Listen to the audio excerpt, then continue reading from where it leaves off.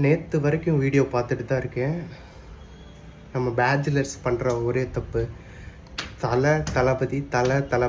தளபதின்னு இப்போ வரைக்கும் நீங்கள் உயிரை கொடுத்துட்டு தான் இருக்கீங்க. நான் மறுபடியும் சொல்கிறேன், அவங்கக்கிட்ட ரோல்ஸ் ராய்ஸ்ன்ற ஒரு காரே இருக்குது. அதோட காரோட வேல்யூ 13 to 15 கோடி ரூபாய் வரும்.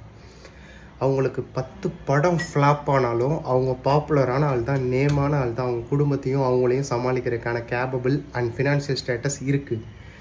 நமக்கு 10 நாள் வேலைக்கு போகலைன்னா இன்கம் கிடையாது, பணம் வராது, நம்ம குடும்பத்தை பார்க்க முடியாது.